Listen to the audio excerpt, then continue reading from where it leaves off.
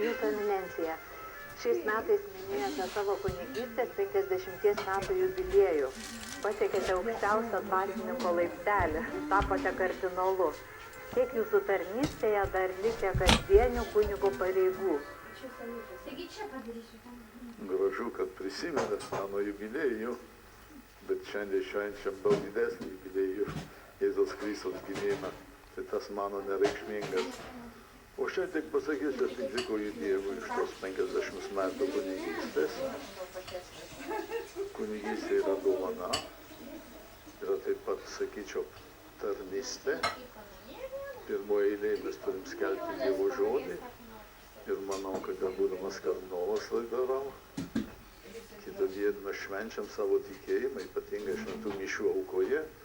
Ar tai būtų katedroje, ar savoje koplytėlėje, ar kaimo bažnytėlėje, tai vis tiek šventų mišia yra centras kunigo gyvenimas.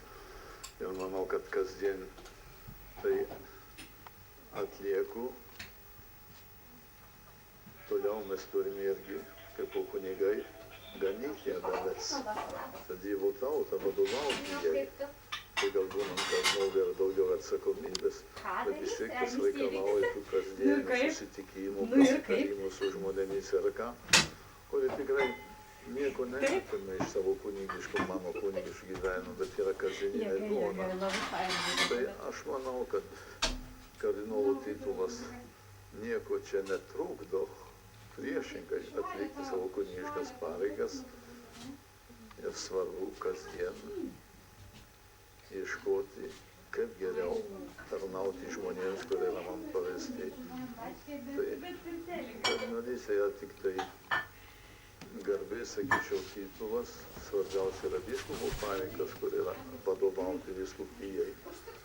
O tai buvo, kaip jau ne kartą sakiau, Jono Pauliaus, palaiminto Jono Pauliaus toks malonus gestas, skirtas ne tik mano asmeniui, bet manyje matė Lietuvai ir skirtas visai Lietuvai. Tai ačiū už kunigystės dovaną, tas man svarbiausia. Sakė pavarti. Baigėsi bažnyčios paskelbti Dievo gailestingumo metai. Kokių gražių darbų pavyko nuveikti? Manau, kad daug žmonių gailestingumo, dar aš ir Dievo gailestingumą suprato. Tai buvo atradimas.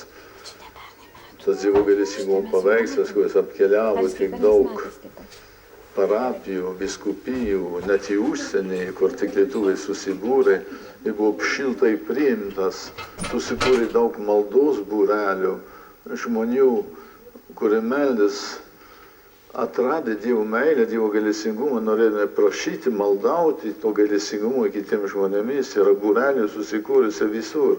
Meldžiasi ir ligoninėse, ir kalėjimuose, ir namuose, ir lūšneliuose, ir bažnyčiose. Tai ta prasme, dvasinė prasme, pažadino, palietė žmogaus širdį ir gal iš to kils tam tikras gerumas, gailestingumas kitiems. Bet jūs minit, kokie geri darbai atlikti.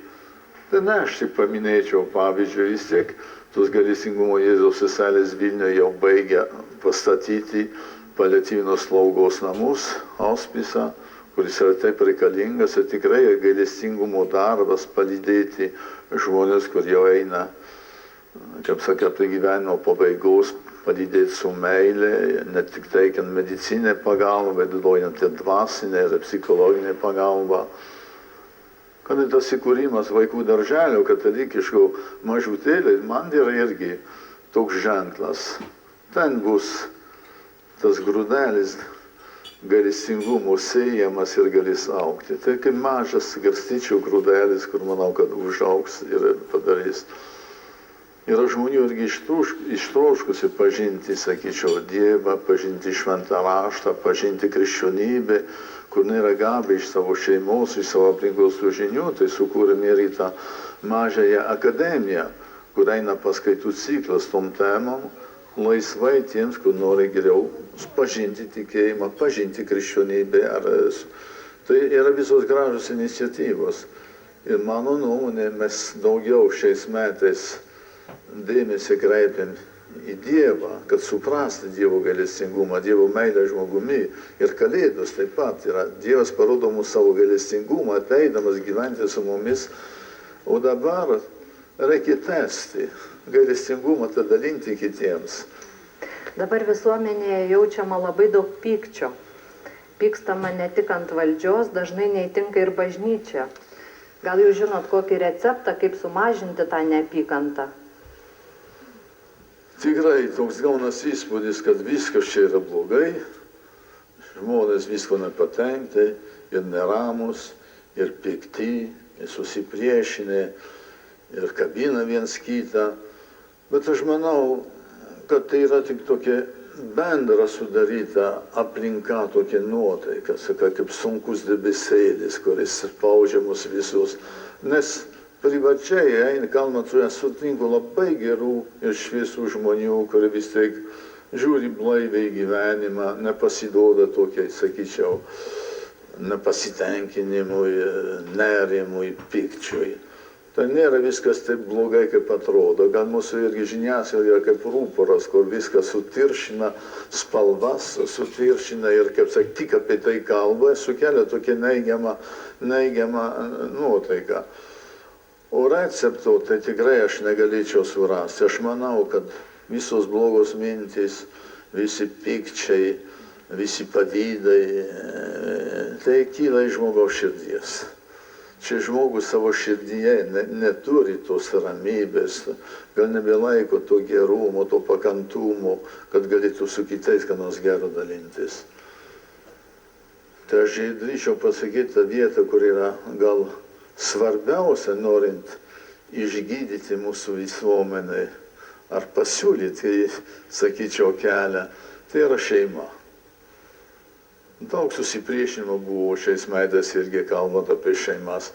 O aš esu įsitikinęs, ta patvari šeima, ta graži šeima, sukurta ant santuokos pagrindo, yra mūsų, sakyčiau, ir lietuvių kultūros dalis, kurios negalim taip nubraukti. Ir manau, kad į visą dėmesį sudėtume į šeimą, čečenai, tai vaikeliai, kurie turi jos mylinčius tėvus, išmoks ir mylėti, nepykti nešiot, išmoks ir atleisti, kas nors blogo, išmoks bendrauti vieni su kitais, broliukai, seseliai, paskui vėliau ir su kitais vaikais, su suaugusiu pasauliu. Čia yra ta vieta, kur perduodamas ir dorybės, ir tas susivaldymas, ir mokėjimas kitą priimti tokį, koks jis yra, su kitu pabūti, užjausti, padėti. Tai sakau, jei recepto prašot, tai sakau, žiūrėkit į savo šeimą, žiūrėkime į save pirmiausia, kad mes nenešiotume pykčių savyje, mokėtume atleisti, mokėtume pamatyti, kad kiekvienas žmogus turi ir ką nors gero, kad galime iš jo pasimokyti. Ir mokėkim sugyventi, bet visas tas menas sugyvenimo, bendravimo, pagal mane, ar tas atsiverimas į platesnį pasaulį prasideda šeimoje. Gražu, kai Kalėdų senelio dovanomis džiaugiasi vaikai, bet keista ir liūdna, kad daliai suaugusių žmonių ši šventė taip pat tik dovanos, linksmybės ir maistas. Kaip Jūs manot, kodėl žmonės vengia dvasinių klausimų? Nagi, man patinka dovanėlis, gal esu dar vaikelis, bet sakyčiau, tikrai mes visi esam per daug susirūpinę materialiais dalykais. Visur skubam, bėgam, reikia ir maisto, ir drabužėlių, ir visokie kiti rūpesčiai, ir visokios baimės dar ateities, kad nebeturi laiko nei pagalvoti, rimčiau pagalvoti apie savo gyvenimo prasmę. Žmogui reikėtų nustoti bėgti, skubėti visur, kartais ramiai pasidėti ir pagalvoti, tai kur aš einu. Koks mano gyvenimas, koks yra jo tikslas.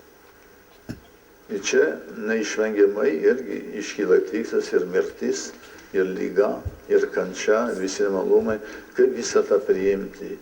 Tikrai yra mylintis Dievas, kad taip viskas vyksta į pasaulį.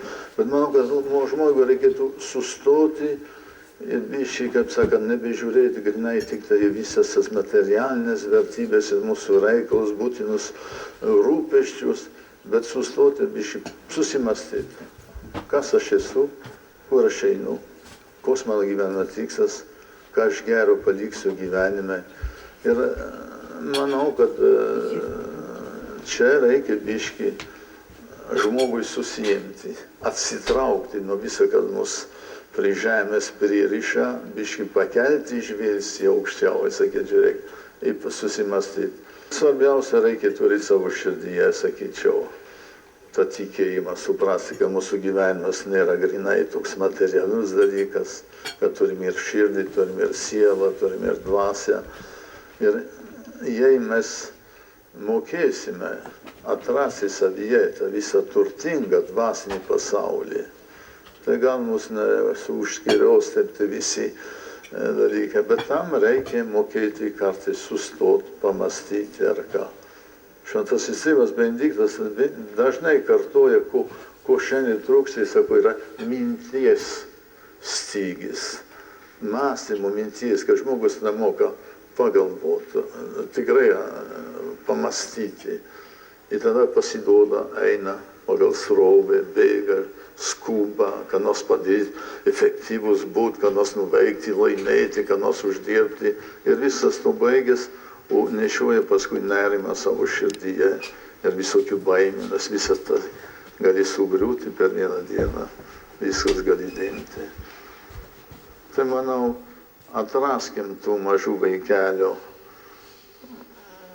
džiaugsmą, gavęs dovanėlį. Vaikeliai, kai supranta, kad dovanėlė yra meilės išraiška, ne tik džiaugiasi to žaisliuku ar ką, bet supranta, kad čia jam duodama su meilė. Kalėdos visais laikais buvo šviesos ir vilties šventė. Deja, ne visada žmonės tą viltį atpažįsta, išgyvena. Ko palinkėtumėte mums visiems per Jėzaus gimtadienį? Paminėjot labai svarbius žodžius. Šviesa, viltis.